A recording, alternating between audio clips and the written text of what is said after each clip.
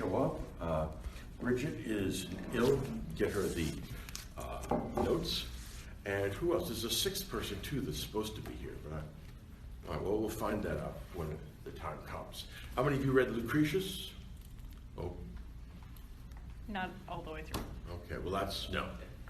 Yeah. Here's the deal. When I ask you, have you read the book? The proper answer is yes. And when I'm asking you that, I'm not asking you, did you open the book or look at it or play with it? I'm asking you, did you read the book? Okay. All right. That being said, how was your reading for Christmas? I hope none of you had a good time except for Christmas Day itself. All right, the rest of you should be working. All right. The Quran, Virgil. Next week, on Tuesday and Thursday, we're doing Virgil. And the way we're going to run class is that I'm going to have somebody give an oral presentation in each class. And what I'm looking to have you do is to learn how to talk. Right? In other words, you can come up with notes if you want, but it loses something if you just read them. What I want you to do is to have read the book with sufficient care so that you can talk about it. Okay? In other words, I'd like you to do something roughly like what I do. All right? But you only have to do it for 10, 15 minutes. You know? So Tuesday we have book 1 through 6 of Virgil, the Aeneid, and Thursday we have 7 through 12. Who's going to present these? I do 1 through 6. You'll do 1 through 6, good. All right, there we go. Everybody's going to get their turn. And because it's a small class, you can run, but you can't hide. All right, that being said, what do you think of Lucretius? It's very pre-Socratic-like.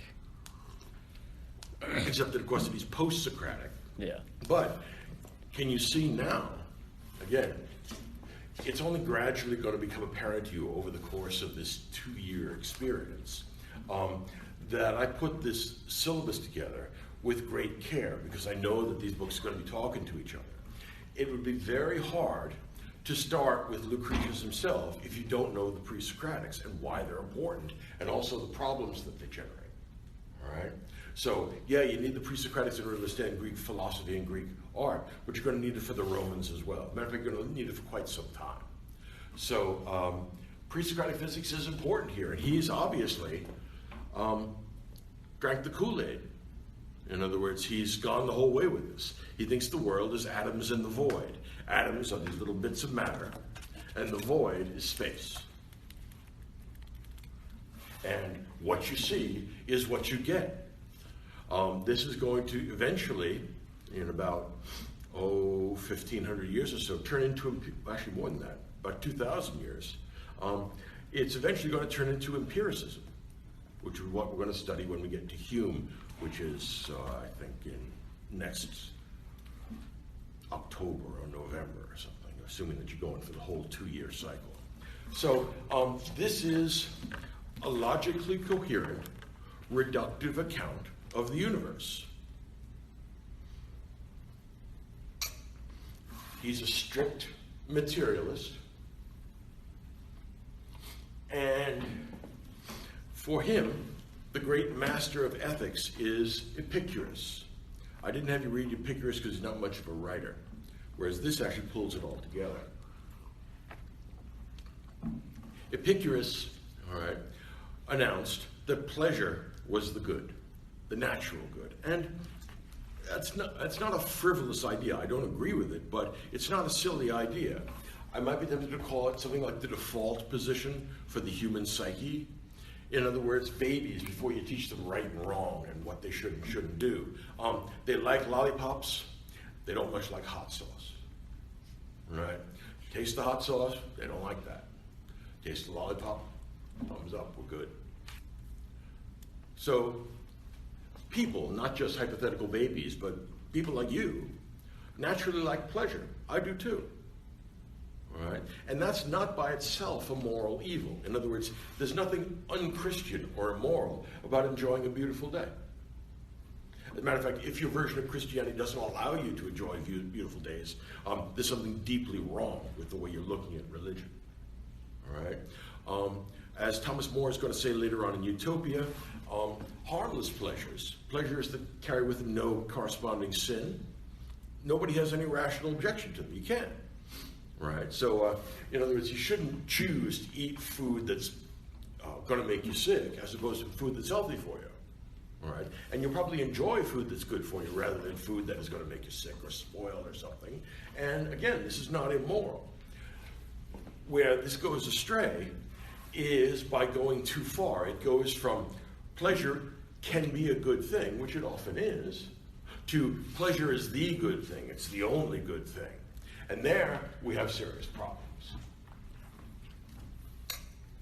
So first of all, like Aristotle's ethics, this is deeply selfish. It's egotistical.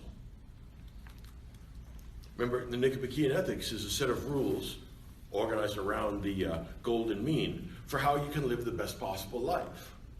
But Aristotle never talks about stuff like, say, altruism or sympathy or charity, because those don't fit into his Greek view of human goodness or human satisfaction. All right? So what this should be, all right, is a deeply individual rather than social approach to the world. You may have noticed that you don't feel other people's pleasures and pains due to the fact that you don't have their body, nor can you have their experiences. You can see them in distress and you might feel bad about that, but that's something that's going on inside you. That's different. All right? So we open with a hymn to Venus. Venus, the goddess of love, is also a symbol of fertility, creation, the bounty of nature. All right? And when he talks about the gods, you shouldn't take him too terribly seriously. He wants to hold on to the gods because the Romans have their gods, and, well, it would be a pity to lose them. On the other hand, because remember that politics and religion at this point is still totally bound up. If you reject Roman religion, you're rejecting the legitimacy of the Roman state. That's seditious, and you can be killed for that. Right? The idea of a separation of church and state, which amounts to a separation between public and private realms, we're not going to get that until about 17 or 1800s. Okay? So for most of human history, politics and religion are mutually interdependent. Why do we have to obey the king? Because the gods like him. Why do we have to worship the gods? Because the king says so. Any questions? See how that works? Okay. So it would be dangerous to him to go too far, but clearly the implication of this is that the gods don't exist. But he doesn't say that. What he says is that the gods exist, but they're smart, unlike us. Which means that they don't care about human affairs. They never get excited. They never take sides like they do in the Iliad. Remember, the gods on one side, the gods on the other? Lucretius says that's not even close to being true. If you were a god, you'd be living a perfect life, or you having a perfect existence. And that would be perfect pleasure all the time. But do you think it's pleasurable to come down and have to watch the Iliad transacted? Hell no. If you were a god, would you care about human beings? Of course not. Why would you? So he thinks that the gods exist. This, again, is his saving grace, because this is clearly leading to a kind of materialistic atheism.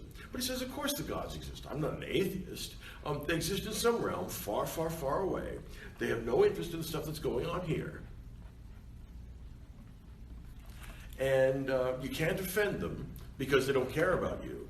And you can't placate them because they don't care about you. Yeah. Do you think he also believes in them in part because he doesn't want to get in trouble with authority? Mm-hmm. And that's part of it? So he just says, Sure. okay, they're real, but they don't do anything? Yeah, I mean, they're real, but they're far, far away. No one's ever seen them. No one is ever going to see them. They're made of very, very fine, delicate atoms, and they have pleasure all the time, and they last forever, and they're totally indifferent to everything else.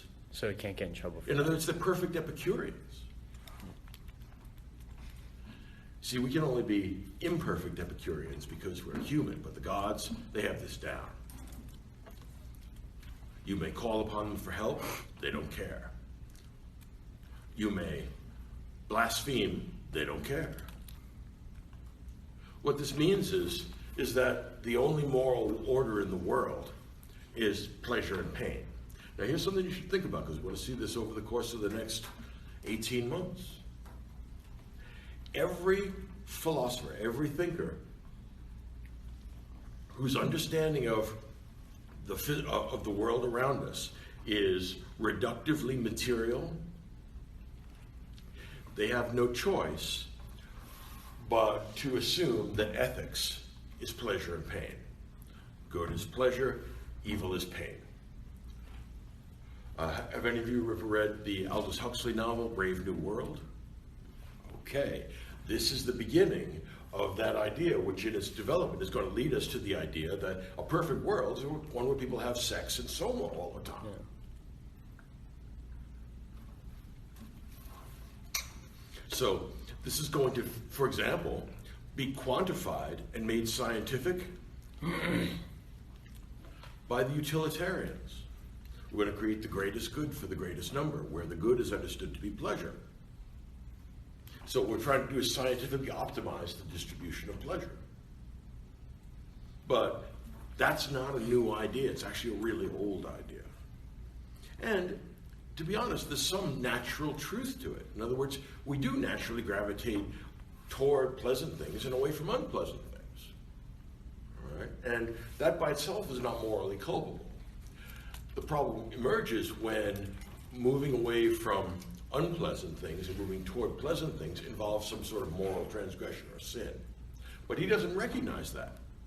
So life then is a good thing because, as he says, pleasures are easily acceptable. What he is accessible.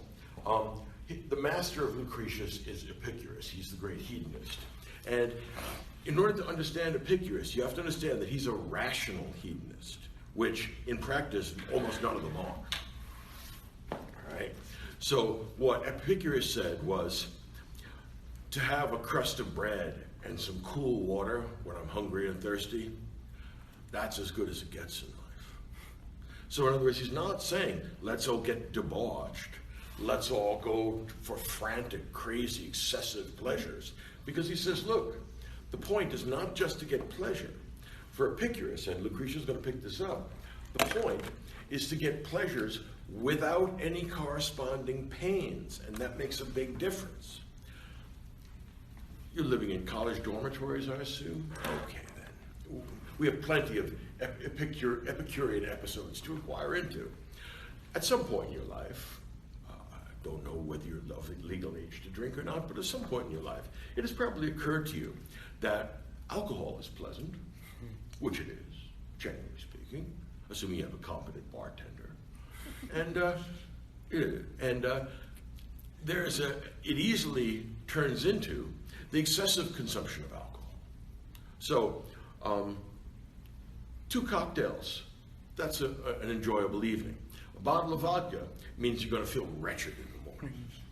And you all know what I'm talking about, either directly or indirectly. Don't tell me differently. So Epicurus is going to say, look, that doesn't make any sense because you're not weighing in the balance the cost-benefit analysis.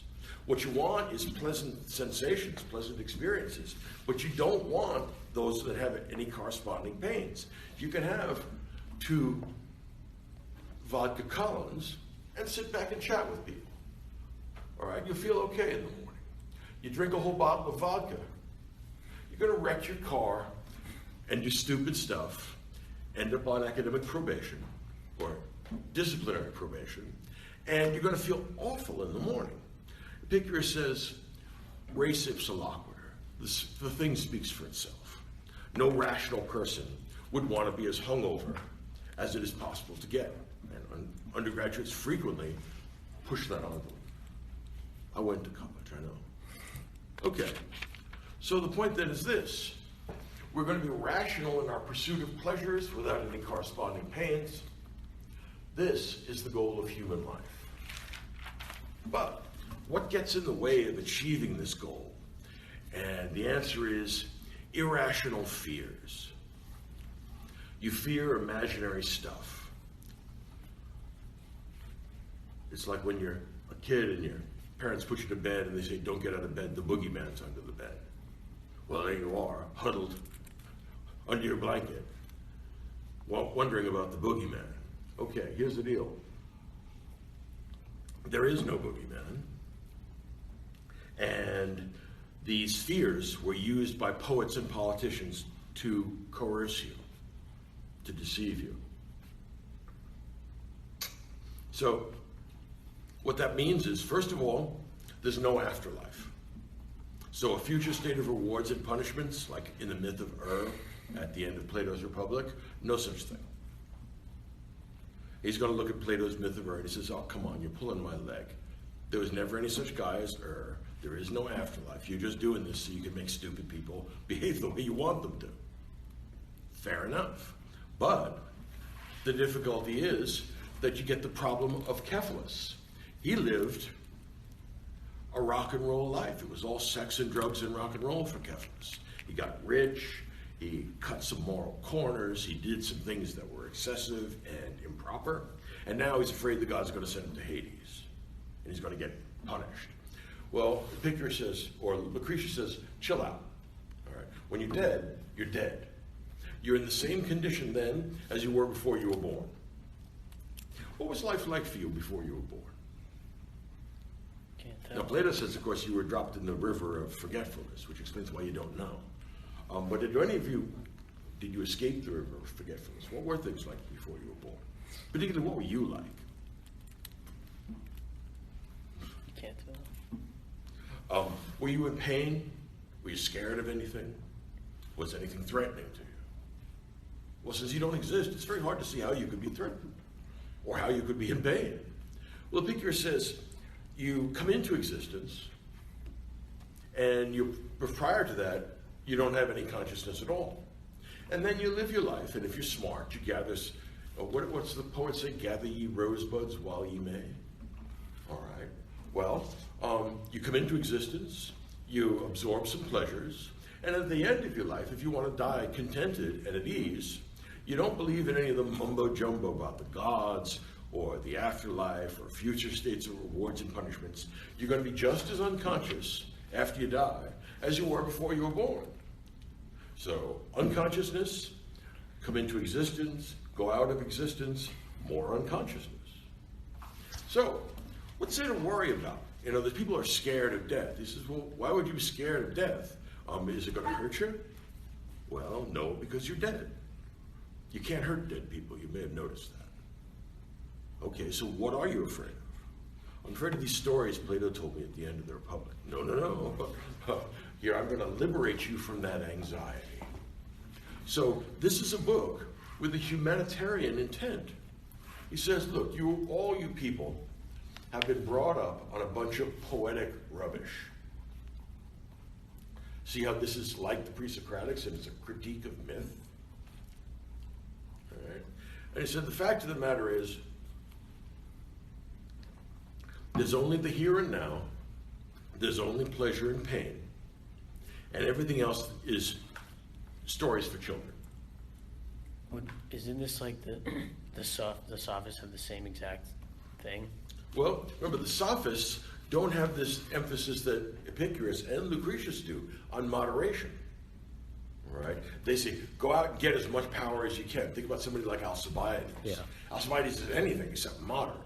Okay. Right? Think of him at the end of the symposium. He's wrecked, and so is everybody else, and he must have had a ringing hangover in the morning. All right? So Alcibiades and the sophists, while who would be an example of their teachers, these are people that have not fully appreciated the advantages of moderation. All right? Think of the encomium on Helen. She's the worst woman in the world. She gets off with Gorgias. Okay?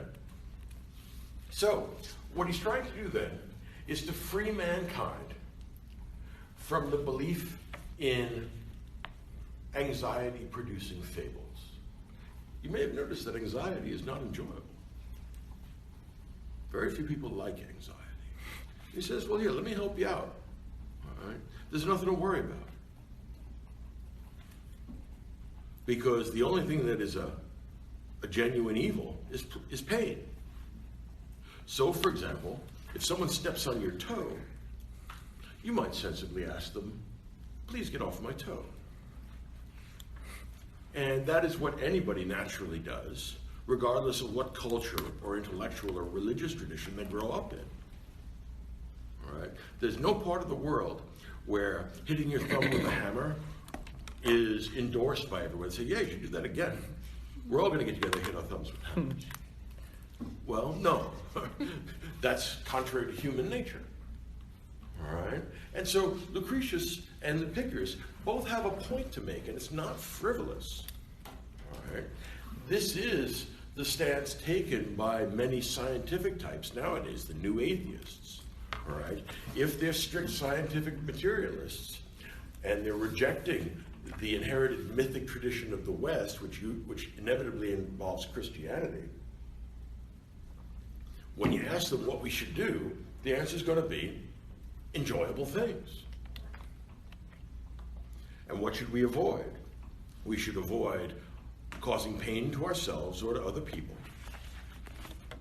And the best way to do that is to accept the fact that there's nothing to worry about, there's no moral order to the world, and whatever problems you have, you're going to be dead soon. Chill. All right? So, what we have here is a unified science. And that's in some ways the dream of Western philosophy. You have one set of very small assumptions about the world, and from that you're going to be allowed to construct the universe. We do feel pleasure and pain. We are naturally more inclined towards pleasure than pain. Pleasures that carry with them terrible pains, like hangovers, are a bad idea. Sex is a good thing, but love is not. Here's why. Sex is a natural, enjoyable activity. Animals do it, people do it. But when you become emotionally and romantically attached to someone, that can only lead to the worst kind of mental turmoil. Does he love me? Does she love me? Is she cheating? I don't know. Well, here's the deal.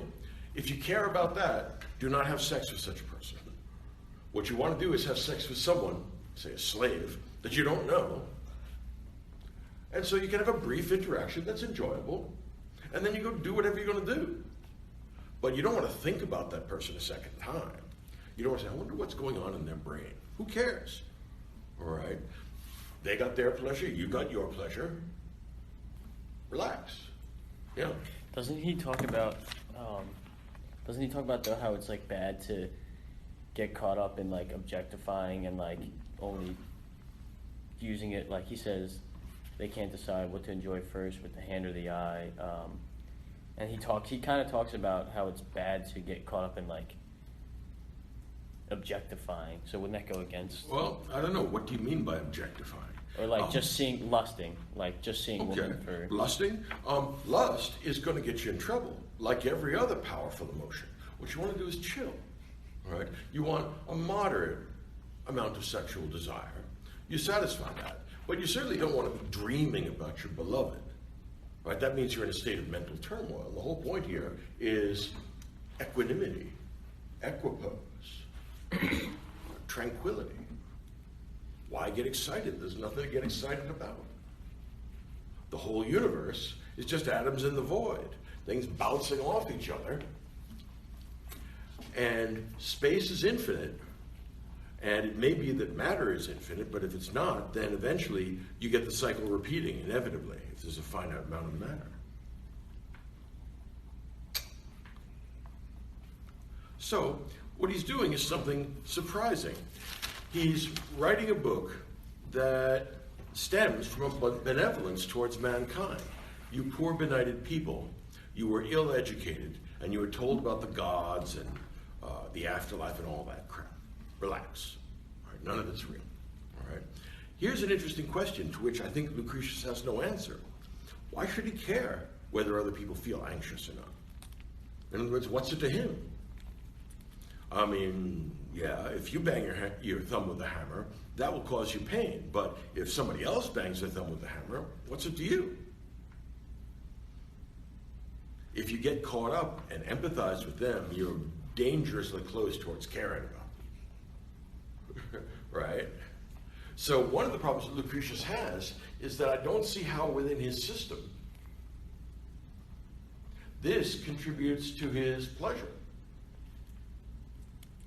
I mean, I think that what he says is a nice guy who's trying to share his insights. But the question is, whence this compassion and what's its value? I mean, I've written books. I know it takes a long time and it's hard work to write a book. Okay, so why weren't you out absorbing small pleasures instead of writing this book for everybody else's benefit? Yeah. Would the pleasure be that I feel like he's very egotistical and that he's writing this because when he writes, he kind of portrays like he's above people, like he's saying these idiots don't understand, like Well, if they you're all right. just follow my way. That's absolutely true. The problem is it's true of everybody else we read in the course of 2 years. Yeah. There's not one of them has a small ego. Yeah. Right? What these are is, what we're going to see is something like the mental analog of sumo wrestling. These gigantic heads coming into the ring and pushing each other out, one after the other, and they just get bigger and bigger and more full of steroids. Well, at this point, Lucretius wants to do something to benefit the world, which is a nice altruistic vision that I can't see how to integrate into Epicureanism. I mean, I think it's a nice thing to do because it shows a compassion or concern for other people, but I don't see how that causes him pleasure. You see, if you start caring about other people, you could easily start feeling bad on their account. And the question is, why would you do that? Why wouldn't that be irrational? All right. Now, Epicurus gives us the tetrapharmakos, the fourfold remedy. Here is a slogan which will dissolve all the problems in your life. Get ready for this. God holds no fears. That's due to the fact that their existence is the most attenuated possible thing in the universe. He's not going to cross a line and say they don't exist. He knows that's going to get him in trouble. But he says they're very far away, and they're made of this very, very thin stuff, different from what we are. And they have absolutely no interest in us, and they never interfere with human affairs. So in other words, he's on the very brink of atheism and doesn't go. All right? And gods that have no interest in human affairs are, for all practical purposes, non-existent. You can't pray to them for help because they don't care about you. And you can't make amends with them. Remember the first chapter, or the first book in the Iliad, where we have to go, where when Apollo's priest gets disrespected because his daughter gets taken away, we have to go and sacrifice to Apollo and make amends to him, and then Apollo will forgive us, and then the plague will stop. Well, Epicurus says, or rather Lucretius says, there's no point in placating Apollo because he doesn't take offense because he doesn't care about you. All right? He doesn't cause epidemics because of the fate of some girl. No such thing. Epidemics, like everything else, are atoms in the void. None of them have any purpose. There's no teleology in the universe. So it's a random mixing of stuff, which is not very different from the contemporary reductive scientific outlook on the world. In other words, the reductive scientific materialism that you see in people like Hitchens or who's the guy? Dawkins, those new atheists. What they are is modernized Lucretius. Notice one of the things that I like about Lucretius is that once you get, Didn't Hitchens and Dawkins deny the existence of God completely? Yep. Lucretius? Yeah. So they're not like him, because they go the full way, don't they? Yeah, they are, because they're not going to get in trouble for. But they could have just as easily plugged in the idea that, yeah, God exists, but he is not anywhere around here. He's totally indifferent to the world and never acts in any way that you can see. De facto, God's being given the gate. Okay? So it's not much of a move to actually just say, look, chuck it out. Why bother with that stuff? All right? So this philosophy is designed to protect us from irrational fears, the fears that children have of monsters under the bed. And stop and think about it this way, all right? He lives 99 to 55 BC, so Jesus hasn't been born yet. And Yahweh, although he's revealed himself to the chosen people, has not revealed itself to the rest of the world. Okay, so which do you think makes more sense and is more defensible? The 12 gods and goddesses of the Roman pantheon, or this? It turns out, actually, that there really isn't any such person as Jupiter. And it turns out also that Mars, the god of war, he doesn't exist either. There's just war. Venus, the goddess of love, sex, no such thing. There's just love and sex. So, what it means is that you have a choice. You can go with these old-fashioned myths, which are as old as Homer, because you've got to remember that the Roman gods are stolen from the Greek tradition, because they take the whole set of myths that the Greeks had, and the same 6 gods and 6 goddesses with a sky daddy at the top, and then they changed the names to Latin names, and now we got a religion. Okay, which do you think is more rational? Which do you think offers a better account of the world? In other words, if you're living it in 60 BC, and you have a choice between pouring out incense to Caesar, or Caesar doesn't exist yet, pouring out incense to Jupiter, or saying, look, this is ridiculous, this is kid stuff. There's no such thing. And if you have any sense at all, you just ignore that stuff.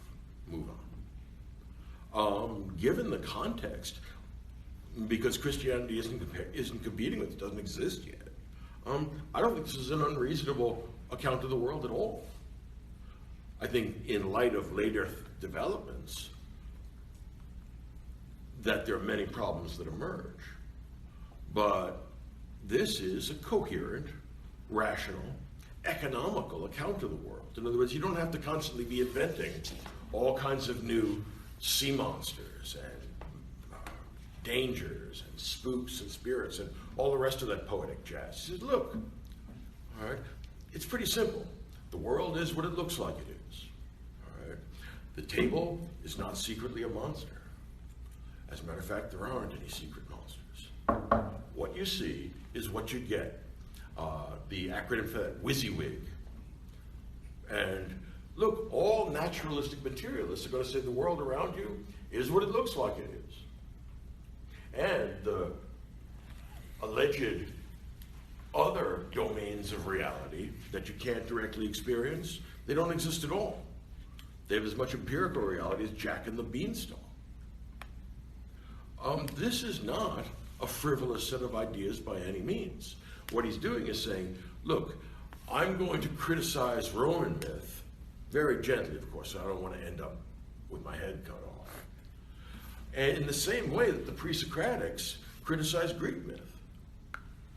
And actually, given the live options, remember that you can't go to Jerusalem and have the Jews make you a Jew, because actually you're not born into the chosen people. It's not a proselytizing religion. All right? The covenant that God makes with Abraham isn't going to be universalized until we get Jesus. So now, assuming that you weren't born into the chosen people, there's this, and there's Jupiter's, thunderbolt. Yeah, I think this is actually a better alternative. I mean, it has many problems, but I see the attractions of it. All right. Mostly because reheating and serving leftover Greek mythology strikes me as being a pretty unsatisfactory account of the world. Okay, so the Tetrapharmacos, let's go through that. God holds no fears because he doesn't exist. Death holds no worries because you don't exist. All right. Good is easily attainable. If someone's stepping on your toe, ask them to get off your toe. If you have hit your thumb with a hammer, refrain from doing so in the future. I don't know, that sounds like commonsensical advice to me. I would be very skeptical of somebody that said the opposite. No, you should bang away on your thumb. Okay, so good is easily attainable. Pursue small pleasures that don't cause you any pain. What Epicurus did was withdraw from public life. Why would he care about what was going on in society or politics? He's really wealthy, and so he puts together in Athens a pleasure garden. It has walls around it, and inside we have beautiful, fragrant, colorful plants. And maybe peacocks kind of wander around because they're beautiful. And he has talented musicians come in so he can have a little bit of good music. He has rhapsodes come in to perform plays or Homeric epics. He has prostitutes come in because sex is a pleasure. He has an excellent wine cellar. Why? Because wine is a good thing, and excellent wine is excellent. Gourmet food, yes, I have excellent cooks, and we get the best. Sex, pleasure, sleep. I have a little good wine. Again, I don't drink excessively, so I become intoxicated and sick later. Instead, I have enough to get a mild buzz. You get to the point where you start finding yourself interesting, right? But not so drunk as you think karaoke is a good idea. I mean, there you are clearly twice the legal limit. Right, when it says, yeah, I should get up there and sing for a little. Yeah, of course you should. Right, stay away from the hard stuff, kids. You all know what I'm talking about. There we go. All right. So, what Epicurus wants to do is to have us spend all his time constantly absorbing small, harmless pleasures. So, you have a good breakfast, and then you read some fine work of literature. You gaze at some paintings or some sculptures, the good stuff. Then you're rich enough to order them, put them in your garden. You smell jasmine, all right? You have musicians come at given times. Again, you don't want to listen to music all the time because it gets kind of dull. But you shift from pleasure to pleasure to pleasure, like a butterfly from flower to flower, and you absorb the pleasures that you can, and eventually you get old and you get sick and you die. No one enjoys getting sick, so you should do what you can to remain healthy. On the other hand, sooner or later everybody's going to die. But there's nothing to worry about because the final part, good is easily attainable, evil is easily endurable. In other words, if someone is standing on your toe, ask them to get off your toe. All right? If you are terminally ill, you're always at the liberty to commit suicide if you can't absorb any more pains. All right? And then you're dead. And one of the great things about being dead is that you don't feel anything. You don't feel pleasure, you don't feel pain. So evil is easily endurable. This is actually not so far-fetched. Given the assumptions he's making about the world, this actually makes sense. All right, let's look at the 6 parts of this. Now remember that Lucretius died with this unfinished. All right.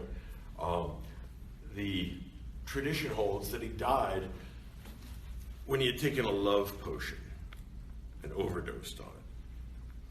Nobody knows if it's true. That may be just a way of later authors, particularly Christians, showing what a wicked guy he is and how crazy he was and stuff like that. Nobody really knows how much emphasis to place on. We don't know much about Lucretius. But it's a very coherent account of the world. In other words, here's a guy who can account for the gods, who can account for anxiety, who can account for animals, earthquakes, the stars. In other words, it's an entire universe, which is no small feat in a relatively short book. All right? So, section 1, Adam is in the void. This is what exists. In other words, matter and space. And they go whizzing about in their orbits, doing what they do. And you are made up of that stuff, because everything is made up of that stuff. So what you are is these atoms in a particular spatial configuration. This configuration holds together for a while, and then it breaks apart, which is called death.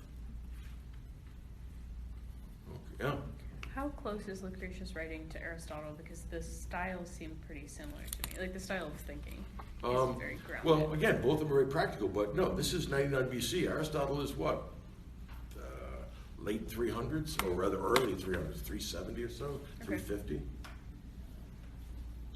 All right. So, yeah, like Aristotle, Lucretius has made his peace with the external world, and they're deviating from Plato.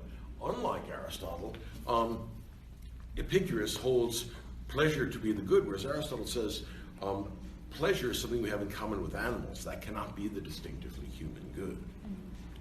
Right? So he thinks hedonism is an inferior, poorly thought out idea. You know, we can debate that, but the point is, it's an ongoing debate. All right? Okay, so the universe is atoms in the void. We're in good shape. This we got from the pre-Socratics, particularly from one of the later pre-Socratics, Democritus. All right? It turns out that this is that the idea of atomism, that the world is broken up into these tiny little uncuttable, inseparable units, not only turns out to be a very fertile idea, it turns out to be the one that we've currently adopted in our view of the physical world. Right? I mean, we've gone farther in the sense that we found out that the atoms are not unsplittable. We broke them into their parts, and then we broke the parts into their parts, and the parts got broken into their parts. Yeah. Could you consider him like the father of like all, like kind of, not Scientology, what's the word, like explaining things like the Big Bang? Like, yeah. Purely physical, reductive science. Yeah. Yeah. So he's a pure naturalist. Mm-hmm. So there's no metaphysics, it's only physics. Yeah. Okay. So yeah, that's certainly possible. Yeah.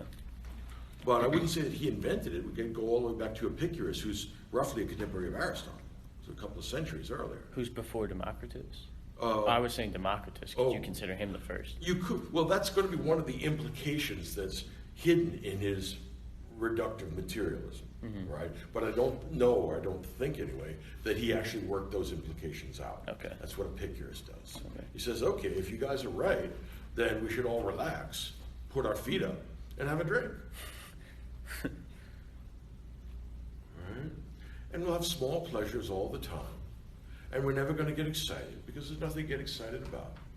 We're going to have tranquility and peace here in our pleasure garden. We have lovely plants, lovely people, good food, friends, not necessarily because we like them in themselves, but it's nice to have people around. Each of us is egotistically engaging in friendship so that we can have the pleasure of social life. It wouldn't be so much fun with the peacocks alone. You want people, but you don't want to get emotionally involved with them. You just want them around to have talks about the small pleasures they're absorbing. Okay, so we know what the world is made of in section 1. Section 2, atoms explain phenomena. And this is a big deal. Your mind is in your chest. This is a holdover from Greek medicine. When they talk about the heart of an individual, they're talking about the subjectivity of that individual. In other words, they literally and seriously believe that your consciousness is in your chest. In this ancient view, your head was designed to cool your blood down and send it back to the chest where it could go have more thoughts.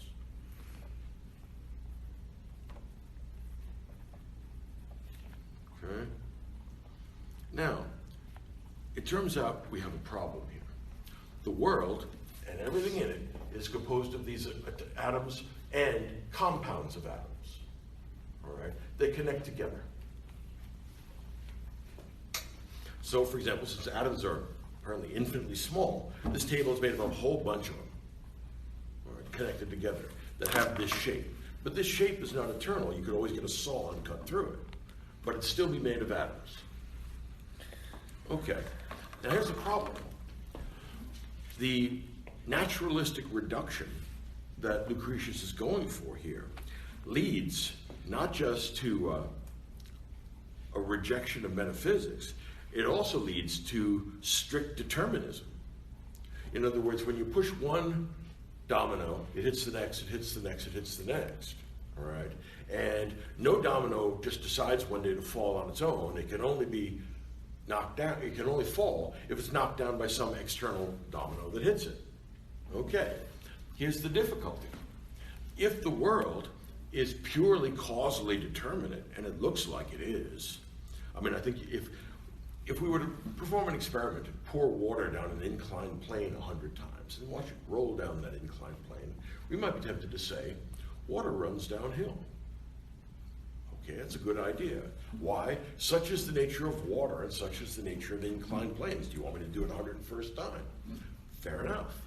But if that's a purely natural causal necessity, and if this natural causal necessity is intrinsic to the nature of the atoms that make this up and the void through which they move, what that means is that everything is causally necessary, and nothing can happen independently of this mechanical causality. Now here's the problem. This destroys the possibility of ethics. What Lucretius is trying to tell us here is say, look, chill out. There's a better way of life without anxiety that you can live when you give up on those old myths. The question is, how is it possible for me to give up on them, since before you were talking to me, I was completely controlled by these myths, and now after you're talking to me, apparently I no longer am, and you want me to do something else? So Lucretius now has painted himself into a corner, and you'll find that every naturalistic, scientific, reductive guy is going to have that problem. How is freedom possible? If freedom is possible, well then the world isn't universally causal. But how can that be, since everything is just one atom hitting another, and he says, I worked it out. This is possibly the dumbest idea of the Roman Republic, right? The swerve. Get ready for this now. Lucretius says, yeah, I mean, when I was a kid, I believed all those ancient myths, but now I'm an Epicurean and a strict naturalistic, reductive, scientific guy. And yet, and I think that I chose to not believe in one thing and start believing in something else. Now, if the thing I claim to believe in is right, I didn't make any choice. That was just more atoms pushing me around or not pushing me around. So the word ought can't mean anything in a purely determinate universe. Everything, in other words, you can't say, when I pushed in a bunch of dominoes, you can't say that dominoes number 71 and 59 ought to fall over, but the rest of them are just doing what they do. That doesn't make any sense, all right? So, but what he's got to do here is invent some kind of mumbo-jumbo special pleading so that he can hold on to the idea of human freedom, without which you get complete fatalism. Here's what happens. Every once in a while, in a completely indeterminate and unpredictable way, atoms, instead of falling down as they naturally all do, swerve. These swerves are what enables the possibility of human freedom and choice. I was going to go study, but I decided to go to the bar. Swerve. All right? I used to believe in Plato's myth of error, but now I believe in Lucretius. Swerve. Okay. What this means is that essentially what he's doing is importing something that is ontologically foreign, which is indeterminate atoms, into a system which prides itself and actually has its greatest achievements attached to causal determinate necessity.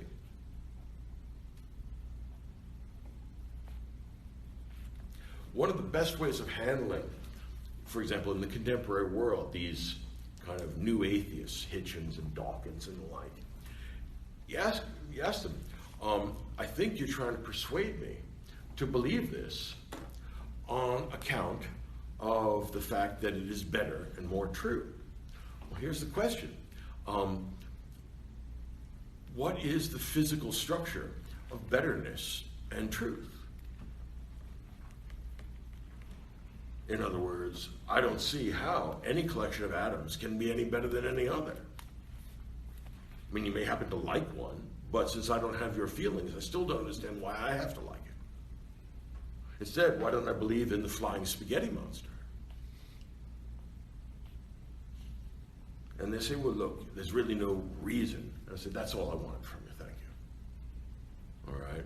They're going to say, look, this is elegant. This is gives you greater power over the universe. It frees you from anxiety.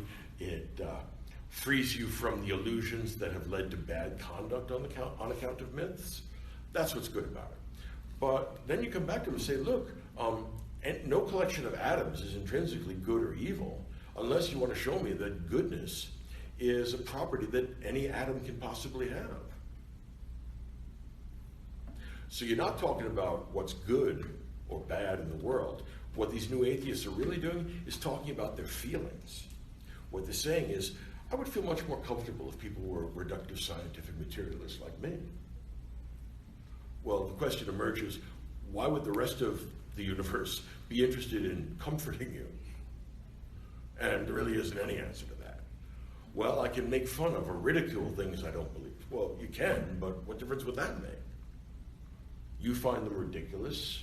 Perhaps I find them ridiculous, or perhaps I don't, but what difference does it make? In other words, this is going to lead up to Hume in the 1730s when he's going to come up with a very powerful and very difficult, very disconcerting idea that there's no way to derive a statement that uses the term ought from any collection of statements that use the word is.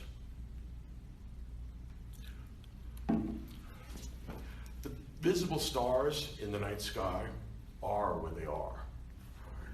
What sort of observation would we have to make in order to find out that the stars are where they're supposed to be? And what would that look like? They are where they are. That I don't think anybody can sensibly dispute. That's how they're supposed to be. That's not an observation of any kind. And it's not true just about stars. It's true about political arrangements. It's true about law. It's true about ethics. So science can tell us the way the world is. The idea that science can tell us how it ought to be is a bluff. What these guys are really doing is smuggling in their own preferences, which is to say their own feelings, and trying to tell us that science created these preferences. Alas, no. When you look at things in the world, when you look at people doing things, and you say, that guy is doing X, and this guy is doing Y, and the other guy is doing Z, there's no set of observations that you can make that will tell you that the guy doing X is doing what he ought to do, and the guy doing Y is doing what he ought not to do. That's not an observation, that's an interpretation. But all the naturalistic reductionists, they don't have anything outside of space and time and matter. So if there's any ought in the world, it has to be among the matter. And, well, I've noticed, for example, that sheep grow wool, but I don't think it's a possible observation of sheep that they ought to be growing wool. I mean, they do, but that doesn't prove anything about what ought to be. Maybe the world is completely as it ought to be, but that's not an observation either. Maybe it's none of it is as it ought to be. That's not an observation. So I don't know if it is even possible to observe ought. You can observe what is. Hard to see how you can observe what ought to be. Lucretius has that taken care of, though. He's ignored the is-ought distinction. He says, look, I don't care whether people ought to pursue pleasure. Instead, I'm going to point out to you the relevant fact that people do, in fact, pursue pleasure. I've never seen a 5-year-old or 2-year-old prefer the hot sauce to the lollipop. And it's not that we have corrupted their soul by making them like lollipops. Every 2-year-old likes lollipops. All right? So he says, regardless of whether we should pursue pleasure or not, we do, and that's enough for me. That's actually going to also be enough for John Stuart Mill in the 1860s when we get to utilitarianism. Okay? One of the things you're going to notice is that everything is connected to everything else. All right? It's this giant web, a giant network of interconnected ideas. And it develops temporally, chronologically over time. That's what we'll find out next year when we do Hegel. But for now, we have the embarrassment of ethics. And we solve that problem by inventing the least plausible idea from the age of the Roman Republic. That every once in a while, for no good reason, for no causal necessity, every once in a while, an atom does this. It does a little curlicue around the universe. Why does it do that? Because if it doesn't do that, then we can't have any freedom. In my system, it's wrong. Yeah. Is that really freedom, though? Isn't it just us being determined by the atom swerving rather Yeah, than but it swerves in an an indeterminate way. So it's not causally necessary that it go this way as opposed to that way. But it's still not freedom. Well, they would say it depends on how you understand freedom. Is freedom the absence of causality? What would it be like to live in a non-causal universe? If you were to freely decide to give charity to the poor, right? How would it be? I'm going to put this. Think for a second. Oh, yeah. Okay. Lucretius would say that if being the origin of your own actions is not determinate, it must be the product of some indeterminate physical process, and that would be the swerve. The problem is, it's the most obvious kind of special pleading, and it doesn't really explain anything. What it just says is that 99.9% of the universe is completely determinate and necessary, but there's a very few things that aren't. And I stick them in here, not because they really belong here or make any sense here, but without that, I'm not going to be able to hold on to ought. I'm going to have to give that up and just say, this is how the world is. But this is a book about how everybody ought to act. Avoid needless anxiety. Stop believing in an afterlife and the gods and all that jazz. So this is a moral work in which he's trying to give people moral advice that he claims to derive from a world that is completely made up of is statements. I mean, that's where the referee comes out and says, that's a foul. Right? I'm sorry, but that's contrary to the rule.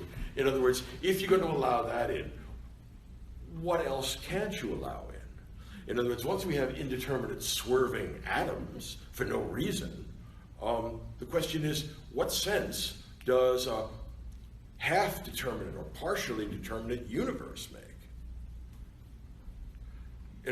I don't see how, in other words, he loses the coherence that he gets from the strict naturalistic reduction. So now we got this other thing. How is swerving atoms doing what they do for no good reason different from personifying them as goblins? Or demons that enter into a person and, demonic possession, all that. That's the kind of thing Lucretius would look at and say, don't be stupid. Well, okay, but if we're not, then we're going to go back to the rigorous system that's always implicit here, which is strict reduction. The problem is that no one experiences the world as if they were not making choices. So does he believe in free will, or does he think the instance when you change, like I'm gonna go study, I went to a bar, that's just a swerve? Or does he believe that you freely make that choice? You make the choice, but the choice, remember, since your consciousness is material, and your psyche, which is your soul, that's also made of matter. Yeah. The only way you can do anything within your consciousness is the effect of certain neurons and synapses firing. Okay. Which is matter all the way down. Okay, that makes sense. So he's between a rock and a hard place. None of the strict scientific materialistic reductions are perfectly satisfactory. But let me let in, that's the good news. The bad news is that no system of human thought is perfectly satisfactory. We do what we can to improve, but I think it's always asymptotic. We're never going to get to the mind of God. We get smarter and more knowledgeable, that's fair. But that we finish off the project of knowledge, that's a little too utopian. All right? So Lucretius gets caught in section 2 with the swerve. It's a silly idea. It's actually quite laughable. And no doubt he himself is kind of embarrassed, but he says, look, I couldn't think of anything else. All right? All right. Section 3. The soul is mortal because it's material. Your body is a physical thing. Your soul is a physical thing. I believe if I'm not mistaken, that the current state of scientific knowledge about human consciousness assumes exactly that. In other words, if both your body and your psyche are made up of atoms, and these atoms, we're going to leave out the swerve and just have them do what they do, that means if your body dies, your soul dies. And since your soul is dead, it's not possible for you to feel any pains. So there's nothing to worry about. You ever go to sleep and say, I need the rest? Well, this is that. Except that you don't wake up. And look, given the alarm clock in the morning, I think I see the advantages of this. Right? And every one of us does. All right? So, the soul is mortal, thus there's no fear of death. The spirit is what I think was eventually going to be called the nervous system. And it's spread all throughout your body. Your mind is your brain. And unless you think that there's a soul and it's immaterial, all right, I think you're stuck with the idea that the mind is the brain. Okay, here's the problem. If the mind is the brain, then it's going to be hard to see how you're going to rescue freedom and all from this.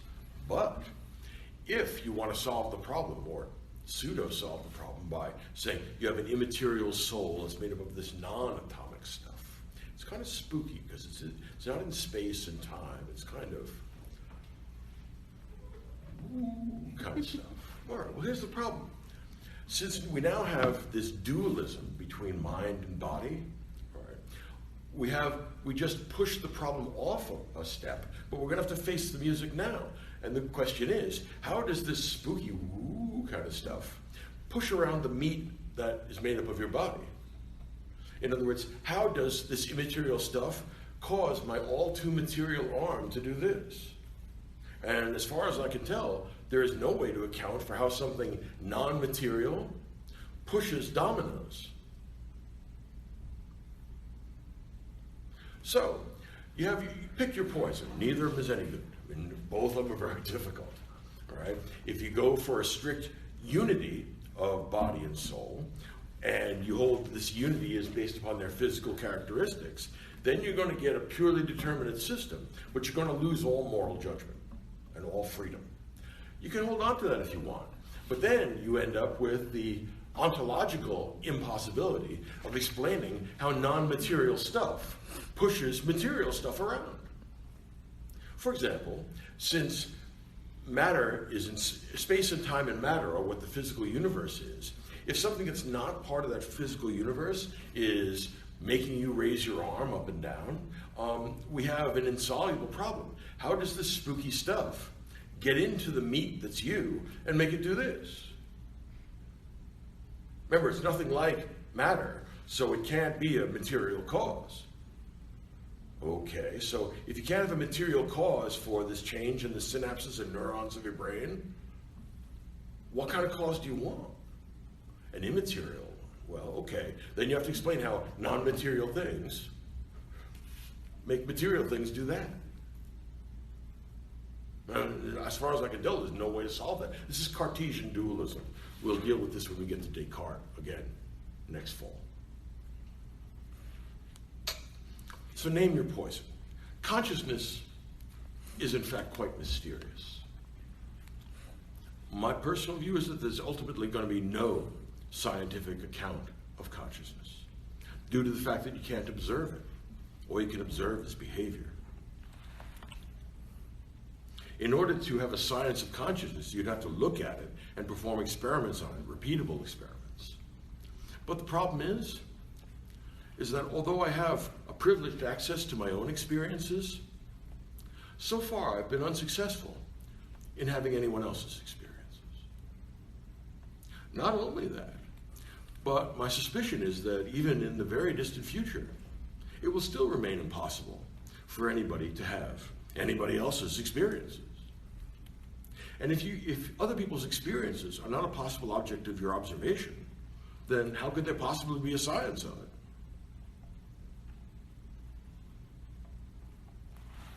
You see, so I think we're coming to the limits of what science can do, and that's one of the big themes when we look at the contemporary world a year from this term. The problem is we're reaching the limits of what science can possibly tell us, and then we don't know what we're supposed to do. All right? Okay. So your mind is in your chest, your soul is physical, no afterlife, no fear of death. Go have some fun. Okay, section 4. All right. Simulacra, that's a simulation. It would be like the Roman analog of virtual reality. All right. Here's how sensation happens. All right. You open your eyes, and from the gray surface of this table, a thin, very, very thin film of gray surface atoms are popping off this, and they're entering into your eye. And from your eye, they go into your brain, and there, in some mysterious way, you become conscious of the table. Okay? So this is a very early and primitive account of vision. All right? What they think is that all visible things are somehow shedding layers, the way trees lose their leaves in autumn. Every instant, another layer of stuff is coming off all the visible stuff in the world. And when you see something, what you're doing is catching with your eye this thin film, this simulacra, this simulation of the table.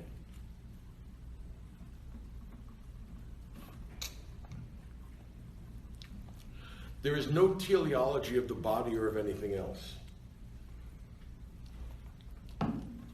Your eye happens to see things, unless, of course, you're blind, in which case it doesn't.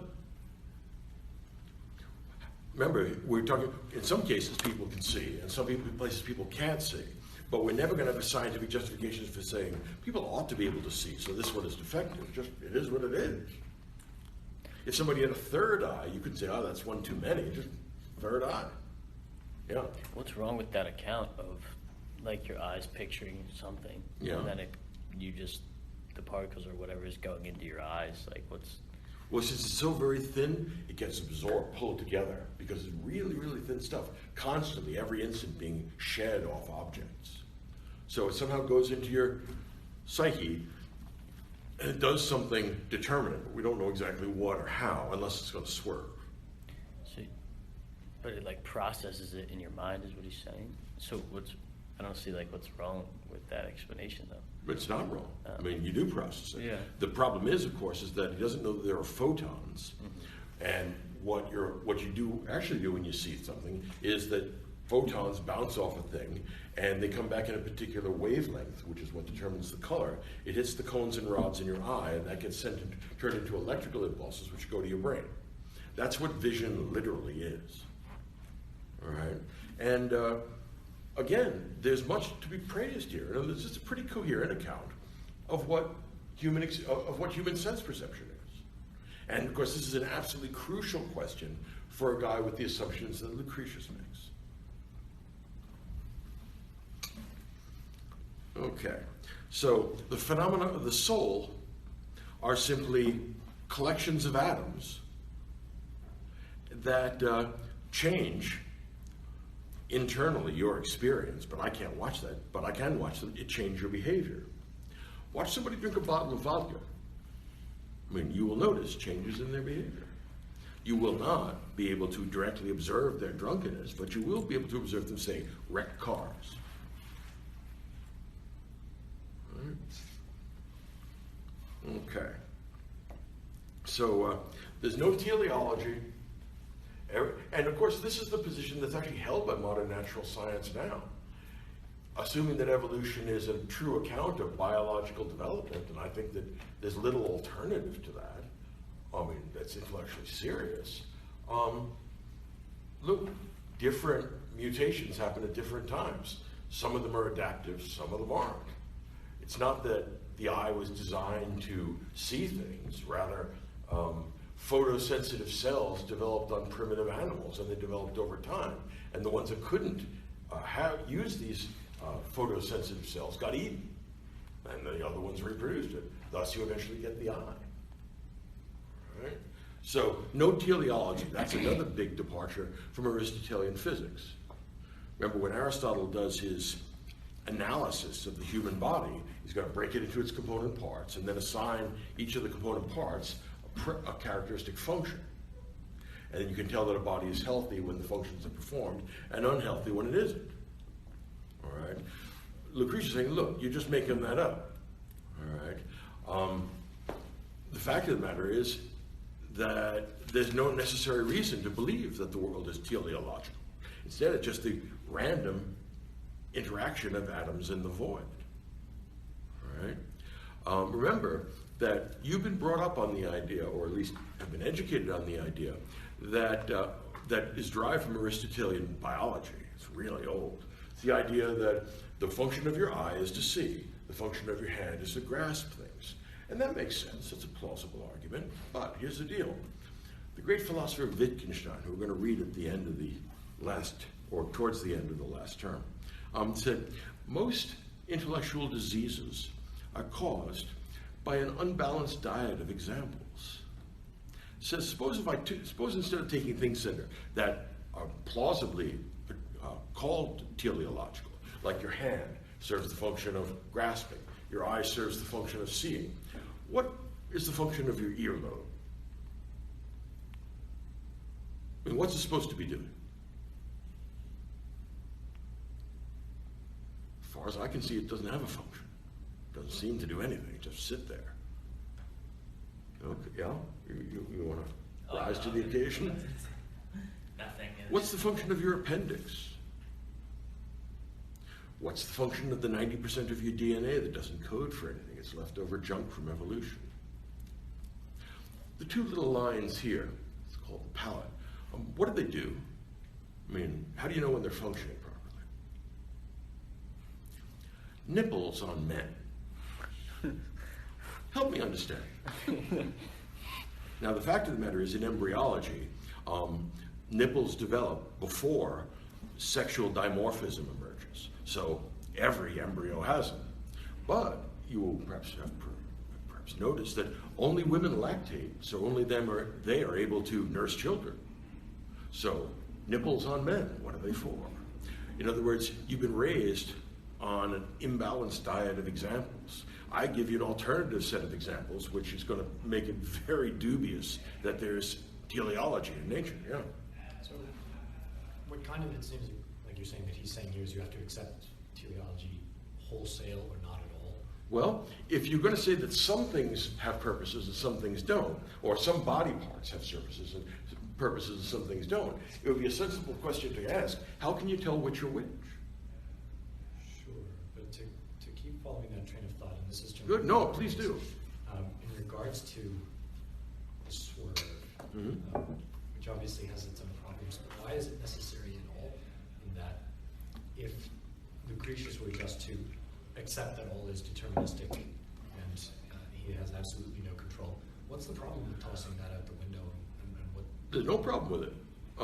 The problem with it is that what it does is upend what we view as commonsensical accounts of the world. Most of common sense was invented by Aristotle. All right, you'll find that out if you actually do the legwork and read it. But common sense is often a set of things we believe, that lots of people believe, but no one knows why. That's what it means for something to be self-evident. We've got 1,000 people here. We all think that X is the case. And if you ask anyone why X is the case, I don't know. It's common sense. It's self-evident. No, it's not. It's just there's a bunch of us that believe this. So here's the question. I can see how teleology might be sustained if it applied to every element in the physical universe. I can also see how it could be undermined if it applies to no element in the physical universe. What I don't clearly understand is what it would be like, what kind of universe we have if a few things, some things, had purposes, but the rest of it didn't. What's the purpose of the planet Neptune? I mean, what's it for? Let's look at the planet Neptune and see if it's doing what it ought to do. I don't understand the question. All right. Yeah. So shouldn't like everything have a purpose, or else like it wouldn't really be there? No. So what is the purpose of the planet Neptune? I'll bite. But we just don't know what it is. But they How have. do we know that it has a purpose since we don't know the purposes of the vast majority of things inhabiting our universe? Well, we don't know if like we could just get rid of it, that like the whole order of the planets would be thrown off and the sun will do something else that it doesn't usually do and burn us all and we'll all die. Well, if things were different, they wouldn't be the same. That's true. Yeah. But that doesn't help us find out what the purpose of Neptune is. But maybe there's a purpose we just don't know what it is. Maybe. Maybe there's an elephant back in my office. Mm-hmm. Then, when we don't have certainty, all we can ask is probability. And what grounds would we have for claiming that it is probable that Neptune has an unknown purpose? So it seems there's a distinction to me to be made between something that serves a function, because obviously Neptune does have its own gravitational pull, it does something. But having a purpose implies an intention, so asking about teleology it needs something to set that out. Everything does something, but when you say that it's performing its proper function or purpose, what you're doing is moving from is to are. So we can't really say what something's proper function is. Well, It's just that would be the observation. argument that's being made here. In other words, I'm not dogmatically taking either side. I'm saying this is the argument he's making, and this is the argument held by the contemporary state of science now. In other words, if you go to medical school, they're going to teach you the various parts of the body and the biochemistry that underlies it, but they're not going to say that carbon monoxide serves this function. It does what it does. Yeah. All right. Yeah, go ahead. So it might be Neptune, it might be one of the other gas giants, but it has such a great gravitational pull that it deflects asteroids that would otherwise hit the Earth. And if it stopped doing that, we would probably say Neptune isn't doing what it should. And I guess by that we would mean Would we? it's not. Yeah, because. So if we get hit by a because we have been No, in the past, that killed off the dinosaurs. Right. So Neptune wasn't doing what it was supposed to do. But if it stopped, like, there are asteroids that hit the Earth that are not affected by Neptune, but if Neptune suddenly didn't have a gravitational pull, Yeah. stopped doing what it was doing, people at NASA would probably be like, why is Neptune not doing what it should be doing? Yeah. And I guess by that we mean. Would they, that or they say why it is it not- doing something different? Right. I don't think at NASA they ever make any claims about what Neptune ought to be doing. But I think it's partly a language thing because we probably mean why is it not doing what we expect it to do? That's Or right. what- But then we're just expecting it to do what it did in the past. Right. Or what we think things should do according to our understanding of the universe. Like, Not should. What we things- can reasonably expect is different from should. They're not violating any moral precept because Neptune doesn't make any choices. Right. So is that just a language thing? No, that we I think it's I think that applying teleology to the universe pretty much collapsed after Darwin, and I don't see any way around. I don't see any way to rescue it. All right, think of it this way: there was a time in the evolutionary development of human beings when your appendix did something; it actually performed a function, but over time we had evolutionary change, and now it doesn't perform any function. Nipples on men, the coccyx, which is a vestigial tail. What function does your coccyx serve except to slip on ice and break it every once in a while? All right. What's the function of, say, pediatric cancer? What's it for?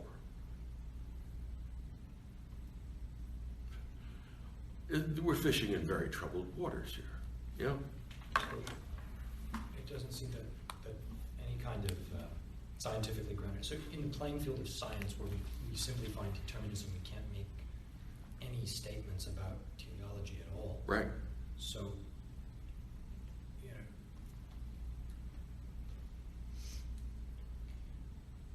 if we're to postulate that Neptune, by drawing asteroids away from the Earth, is serving a purpose as intended, for example, if God doesn't want the Earth to be hit by an asteroid and humanity to be wiped out, then we can apply a teleology. So is it simply boiled down to, at least on this standing, choosing a playing field of either accepting that there is teleology, or simply looking at it from a perspective, in this case of science, and rejecting it wholesale? Well, here's the difficulty that I have. I can see wholesale acceptance and wholesale rejection. I find it very hard to find intermediate spots. In other words, how can I put this? If you're going to say that Neptune has a purpose and that its purpose is doing whatever it does, then you've just collapsed the idea of purpose into things doing what they do. So, for example, malaria has the purpose of making me sick. Okay. On the other side of the universe, the quasar, which is emitting these ultraviolet pulses, its function is to emit ultraviolet pulses. But that means that now, at that point, the idea of function, or telos, has become completely empty. In other words, everything is doing what it should do because it does what it does. So when I slip and break my leg, I'm properly using my leg because that's what it's for, because that's what it did. But when we simply stick in the realm of his statements, is it really fair to make any question of teleology pieces? Science doesn't, it seems to me, admit of teleology. Right? It's just, it does what it does. Right. But like you're talking about this woo, spooky stuff, whether it be human spirit. I believe in it. I mean, don't misunderstand me, but it's not as easily nailed down as this stuff. Right. But in order to give an account of that, we have to step outside. So what, I guess what Outside literally or outside metaphorically? Metaphorically. Okay, so literally what do you want to do? Literally, I'd like to call into question Lucretius is doing that. He Good. seems to be doing something intermediate, which is untenable to me, at least. I think you might well be right. In other words, I don't see, I mean, I can see how you can have teleology or not, but it seems to me that if teleology is not universal, if it's just intermittent, then we have a problem of knowing which things have a purpose and which things don't. Yes, we might say that my eye, since it sees, performs the function of seeing. Okay, but my eye also occasionally absorbs grains of sand. All right, and then it's doing what it does in the same way that Neptune does what it does. I'm very uncomfortable with the idea that the telos of my eye is to absorb grains of sand. Yeah. It's problematic to me, the idea that human beings, not like parts of the human body, but human beings don't have a telos. So, because there are things that are more in line, just from practical experience, there are things that are more in line with human good and things that are less in line with human good, which would seem to imply an end. I think you're right. But you're not talking about the way the world is, you're talking about the way the world ought to be. Am I, though? Because Well, if you say we should pursue the human good and avoid the human evil, I think you are, yeah. involving an ought, and you can only involve an ought if there's a telos. Well, I think that if it's, how can I put this? Ought statements are normative in the sense that they describe how the world should be rather than merely how the world is. It allows for the possibility of a disjunction there. Okay. I don't see how any set of observations can supply you with a telos. Now, fortunately for us, when you talk about the human person or a human being, there you have both an internal life, consciousness of the soul, and an external life, this meat here. How to make these things connect, I'm afraid I don't know. I don't know anybody that does. And you're right. If there's a knowable human good, then there is a purpose for human activity and human life. I'm not sure that this knowable human good is going to help us with what Neptune is supposed to be doing. Well, it seems to me, at least, to be kind of related to the conversation we had last semester about what has nature, and like Clever what things girl, have that's natures. exactly right. And if Neptune doesn't have a nature, it doesn't have an end. Well, hold it. Why does Neptune need to have a nature? Or what do you mean by a nature except that it has an end? Yeah, I guess that's a fair distinction to make, but I don't know. I haven't thought it through enough to I know, but articulate that. you're a smart girl. I want this pushback from you. This is, in other words, look, I'm not a Lucretian. What I'm going to do over the course of this very long journey is take the side of whoever we're reading. Next week I'll destroy it, whatever it is we did the week before, as you noticed. But the point is, it's irresponsible to criticize and wreck any system of thought until I've explained to you what the advantages are and what makes this attractive and coherent. And so when I point out that Lucretius seems to have an argument here, that at least some things in the world are not in any obvious way teleological, And what that does is cause me to wonder, well, how do we know about the other cases of things in the world to which we attribute a purpose? All right? And that, I think, is a very difficult problem. I don't know the answer. All right? So next time you hear someone make a teleological argument, ask them about Neptune or about nipples on men or about your coccyx or any of the zillion things which don't obviously have any kind of... I mean, no doubt there is some particular speck of dust 188 zillion light years from here. It may have a purpose, but I have no idea what it is. And if anyone were to claim not only that it has a purpose, but that they know what it is, I think it's a bluff. Put up or shut up. I mean, I'm sure. If the whole universe has purpose, then that thing 188 zillion light years from here actually does have a purpose. And perhaps it's in the mind of God. I don't know. But for human beings, I don't understand what the idea, or what grounds we'd have for claiming that a piece of dust a very long way from here is doing something for a reason. Yeah. So is he claiming this? What claim does he make? Does he claim that there can't be an intermediate stage and that it has to be either? No, he leaves us hanging there. He does. Right. In other words, I think that he believes there's no teleology because the world's a random assortment of a bunch of atoms moving about. Okay. Right. And I can see how that assumption would make sense. I can also see how the assumption that the world and the things in it are teleological makes sense. But depending on the set of examples I offer you, I can make that appeal plausible or implausible. Right? Notice that you've been raised consistently. Notice whenever you go to a philosophy class and we start talking about teleology, somebody trots out the eye and somebody trots out the hand and says, look what the hand does, check it out, that's what it's supposed to do. Nobody ever says, what about Neptune?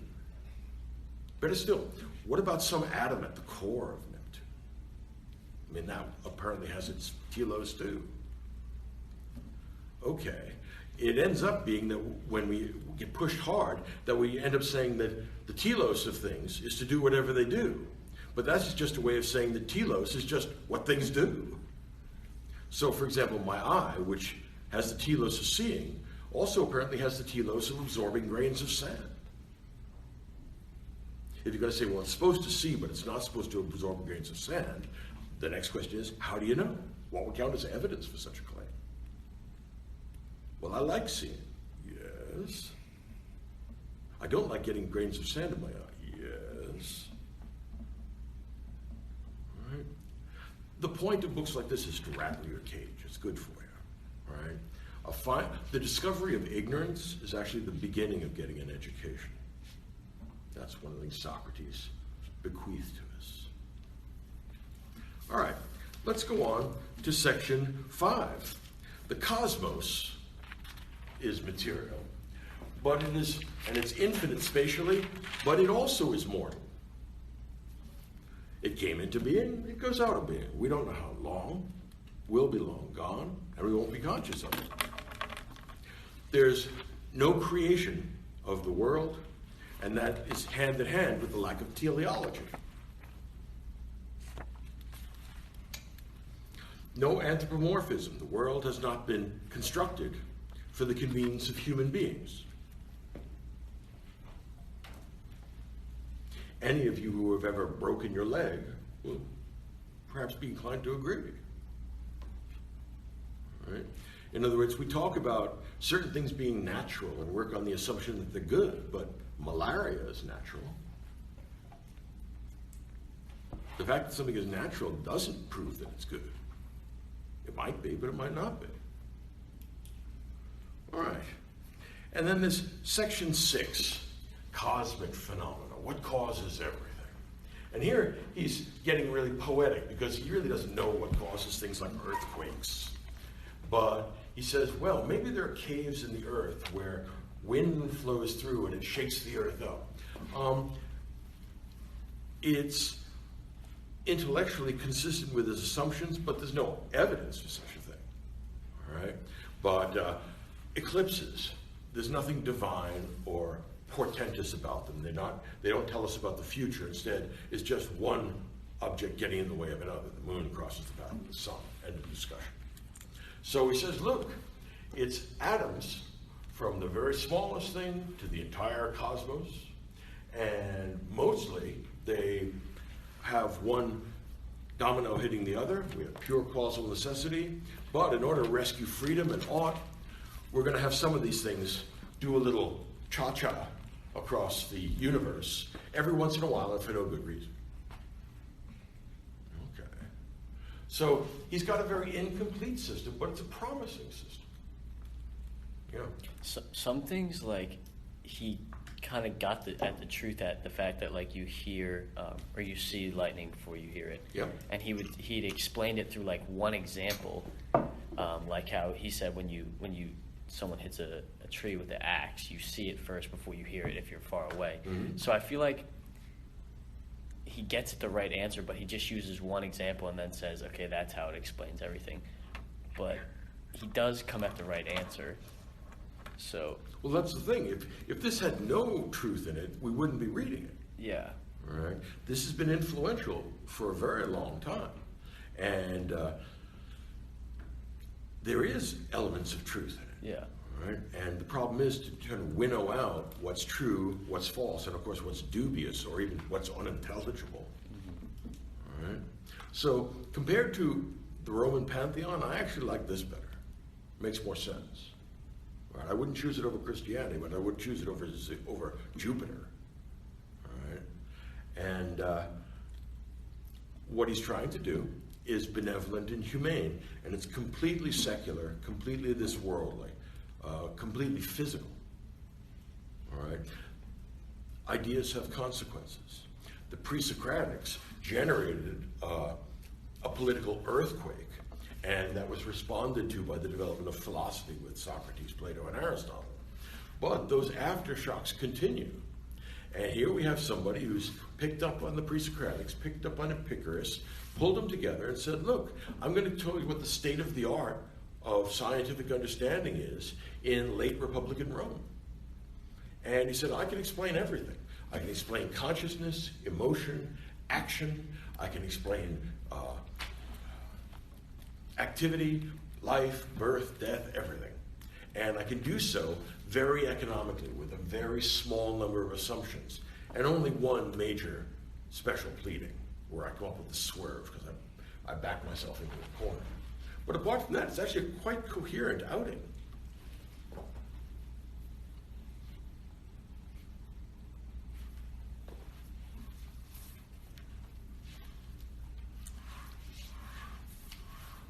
So many of the assumptions that Lucretius is making are also made by the contemporary world of natural science right now.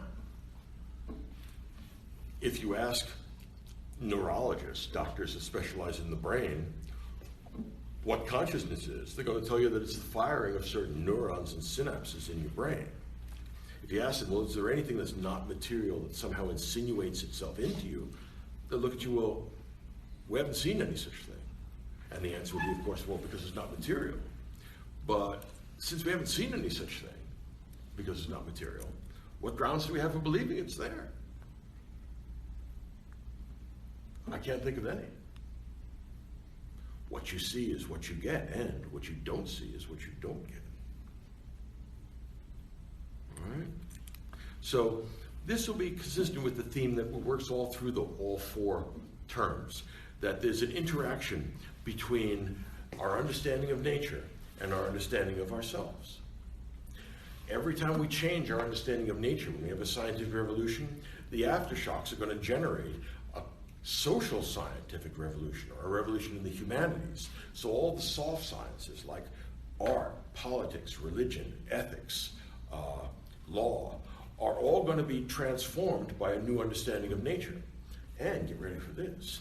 When we change our understandings of ourselves, we start to ask new questions about nature, and then there's an back and forth dialectic between understanding of the human, understanding of the context in which we find ourselves.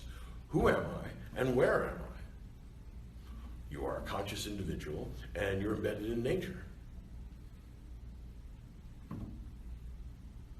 And it doesn't pull our leg with improbable ideas like Plato gives us that tables aren't real.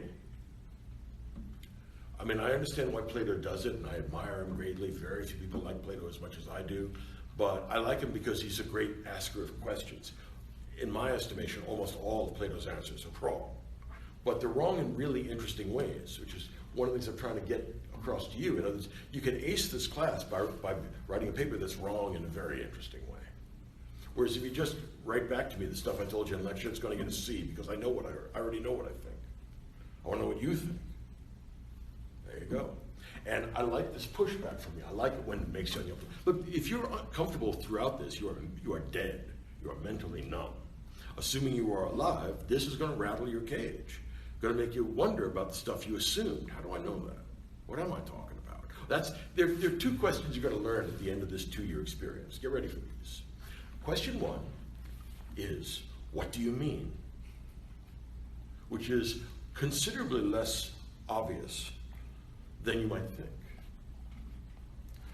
A little while ago, you gave me a metaphorical movement towards poetic vision. When I asked you what you really meant, I'm not really sure. We're going to do that all through the year. That's going to happen again and again here. So question 1, what do you mean? Question 2, how do you know? Once I figure out what you're trying to tell me, then the question is, how do you know this? And then we're going to look at the various menu of options that you could possibly respond with. And we're going to see this develop over time. It's one big coherent process.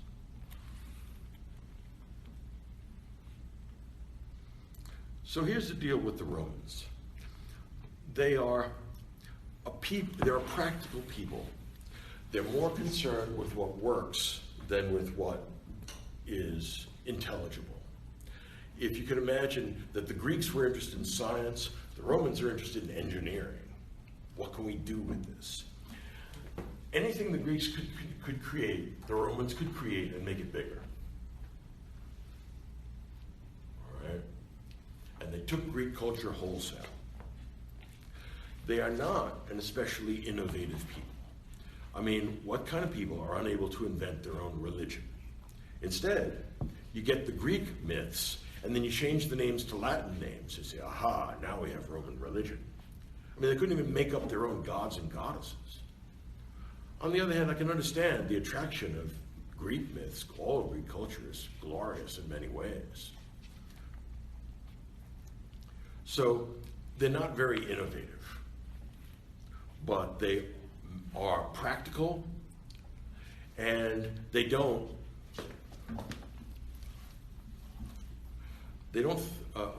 act in such a way as they are too smart for their own good. That's why the Romans are around for 800 years, and the Greeks are around for about a century before they blow up. All right? So the Romans are practical people. They're going to take Greek ideas and implement them, stabilize them, and build on them to a certain extent. But most of what you're going to find in the Romans is already there in the Greeks. Let me give you an example. Close with this idea. The great Greek Roman epic is the Aeneid. And unlike the Homeric epics, this is a literate epic. It's a written epic. It's not the epic of an oral culture. And get ready for this now. Virgil has read Homer and really likes him. And anybody who reads it with any kind of sensitivity, you can't help but admire the power of this really primitive poetry. I mean, it's moving then and it's moving now. Okay, Virgil says, you know what? I'm going to connect us back to Greek culture. I'm going to show that Aeneas, the legendary founder of Rome, was really one of the only Trojan noblemen who escaped the fall of Troy. Okay, now be ready for this. He's now going to write the epic of the Roman regime, because he's there at the cusp between the Roman Republic and the Roman Empire. And here's what he's going to do. He's going to say, I really like that Homer. I'm going to connect us to Homer's stories. It's just going to be one big story. So I'm going to write the Roman epic. The first half, books 1 through 6, they're about a sea voyage. Second half is about land fighting to secure a city.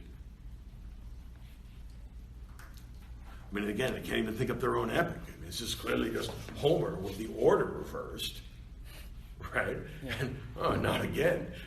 The Greeks have tragedy, the Romans have tragedy. The Greeks have comedy, the Romans have comedy.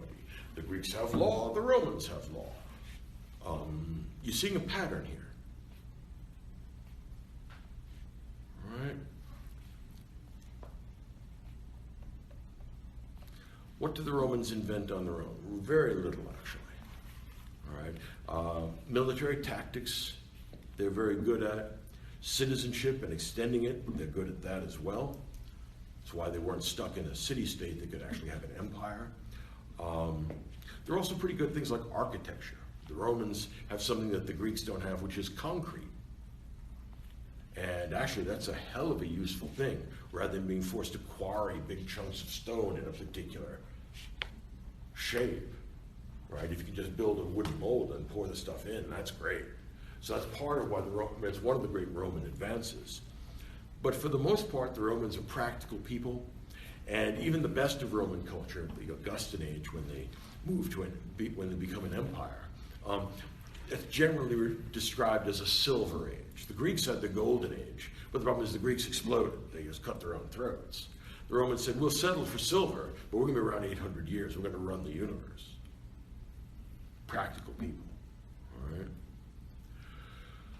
It's in this context, the Roman context, that Christianity emerges. That's why the second term is about Rome and Christianity. You can't separate, all right? The reason why Christianity has the very extensive expansion that it does is because the Romans had about 25 or 30% of the population was slaves, and they had a constant need for slaves, and slaves were treated horribly.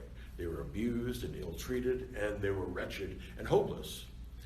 It's not an accident that Christianity was initially a religion of slaves, because it brings hope to the hopeless. There's a future state of rewards and punishments where you're going to have things good and your tormentors are going to be punished, and you get to watch it too. That was one of the big thrills of the early patristics. Not only do you get to go to heaven, but you get to watch the guy you didn't like, your landlord, and somebody, burning. Okay, it's clear what kind of emotions this is playing to, all right? But what it means is that Rome set the stage for its own destruction by creating an enormous reservoir of human misery. And these people are desperate and they're wretched. And various cults were floating around Rome at the time that Christianity emerged. But Christianity is what caught on, whereas, say, ISIS or Mithras did not, historically, because they were able to tap into the misery and despair of an enormous, millions and millions of people.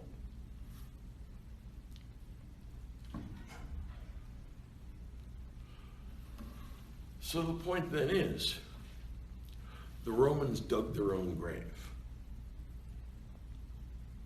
All right? Christianity is going to give us a new way of looking at the world and a new way of looking at human life. And it's also going to show a non-Roman interest in the well-being of the least among us. All right. That's why slavery is going to be eliminated when the Roman Empire falls, and when the Germanic nations that supersede Rome in Western Europe emerge, they're going to have feudalism, and instead of slaves, they're going to have serfs. And nobody likes being enserfed, but it's a lot better to be a serf than it is to be a slave. If you're a slave and your owner is broke, you get sold away to the silver mines in Iberia, and 5 years is the average lifespan for a slave there. You get worked to death, literally. On the other hand, if you're a serf, you're tied to the land, which means you can't be sold. And if the Lord wants more food next year, he better keep you alive this year. All right. So what we're going to do is mitigate somewhat the life chances of the people at the bottom of society. All right. So Rome and Christianity, they're twined together. And the Western tradition is an uneasy braid, like a barber pole, of Athens and Jerusalem, of rationality and love. And there's a kind of uneasy relationship with them. Every once in a while they manage to harmonize. Other times they seem to be at odds. There's a tension between them. And that's part of what we're going to be studying in this class. All right? Questions about this? I like the fact you push back. I like the fact you push back. Everybody should be pushing back against me. Remember that I'm just a stand-in for Lucretius. I'm actually not a Lucretian. But I need to be able to show you what some people find advantageous and attractive about this. In some ways, this class is a little bit like a class in art history. I can show you slides of all kinds of important, famous paintings. And these paintings are masterpieces, and they're in famous museums, and they're very, very expensive. Nobody in an art history class is expected to like equally all the stuff that ends up on the screen. Some of it appeals to you, some of it doesn't. But to have an education in art history requires, at the very minimum, that you understand what other people find attractive and desirable in this. All right? And if you've done that, you know, I don't have any interest in dictating to you which of the books you like and which of the books you don't like, which stuff you believe in and which stuff you don't. That's up to you. Use your head. All right? I'm going to check you at the end of the term, and you're going to write me a paper telling me what's going on in your head. Knock yourself out. All right? But you should. Some of the books you're going to like, some of the books you're not going to like. Look, there are books on this list that I don't like, but I don't put them. This is not going to be an excursion through Mike Sugrue's mind. It's actually an excursion through the history of Western thought. And while I like some better than others, I mean, for example, I find Milton incredibly tedious to read. I mean, what a snooze. As Samuel Johnson once said, no one ever wished it longer. I mean, granted, it's really great, but does anyone want, you know, another book of this? Sweet God, stop. Mm-hmm. All right, I mean, it's just so ponderous. There are books I like and books I don't like, but I'm not just teaching you what I like, because I don't think that's a responsible way of teaching.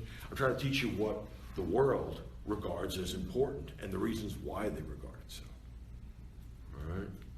So I'm not looking to turn out bad copies of me. All right? I'm already a bad copy of me. All right? I'm old. I wouldn't want you to follow exactly my steps. You have to follow your own path. But what I do mean to do is to push you on the stuff you think you know, and on the assumptions you make, and to justify what you claim is true. I mean, you can believe anything and argue for or against absolutely anything. I do not care. But once you argue for something, you're going to be called on it, and I'm going to ask you to explain yourself. All right? And you're supposed to have ideas and thoughts and questions. When I come in next time, when we do Virgil and every other book, when I say, what'd you think, or what goes on in the book, that's not a trick question. You're supposed to answer me. Okay? All right. Questions about this? Problems with this? All right. Well, let's go read the first half of the Iliad, or the Aeneid, and read about the sea journey from burning Troy. Okay? See you then. Tuesday morning. Do we meet for 8?